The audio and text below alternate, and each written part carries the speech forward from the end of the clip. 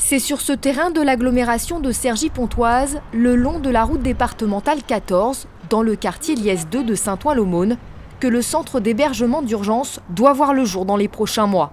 Il est question d'accueillir ici, dans cette ancienne casse automobile, 130 migrants, des hommes en attente de l'obtention de leur statut de réfugiés politiques. Un projet financé par l'État, auquel s'oppose un certain nombre de riverains de ce quartier récent, voué encore à se transformer.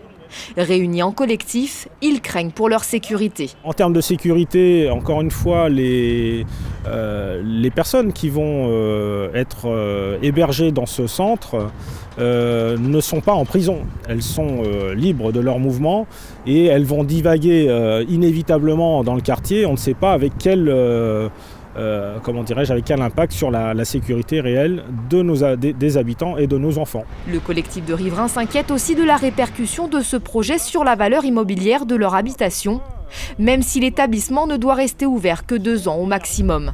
Ils craignent également que ce centre d'hébergement ne mette un coup de frein aux constructions prévues. Steve habite sur une partie du terrain. Sa famille est installée depuis plus de 30 ans ici. Lui aussi est inquiet. Avec ses proches, ils ont demandé la construction d'un mur de séparation. Ce matin, on a eu la visite d'un promoteur, d'un entrepreneur, comme quoi qu'ils allaient faire un mur, mais à la base, le mur il devait être plus éloigné que ça. Et arrivé là, le mur, il nous colle en fin de compte. Ça sera juste un mur qui nous séparera du centre. Donc nous, on a peur pour nos enfants. De son côté, le sénateur maire socialiste Alain Richard souhaite dédramatiser et rassurer. La sécurité des habitants n'est pas menacée. Les personnes qui étaient accueillies à Calais avaient comme seul projet de franchir en fraude le tunnel.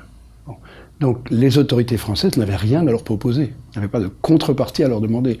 Les personnes dont nous parlons là sont des personnes qui sont venues en France, une minorité je répète, il y en a beaucoup moins qui sont venus en France qu'en Suède, en Autriche, en Allemagne. Mais ceux qui sont venus en France, ils sont venus pour obtenir le statut de réfugié. Donc ça me paraîtrait vraiment incohérent de leur part de se comporter de façon déplaisante dans la communauté.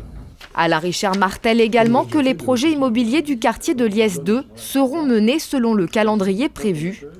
Jeudi soir, en conseil municipal, le projet a obtenu le feu vert des élus. Prochaine étape, la délivrance du permis de construire.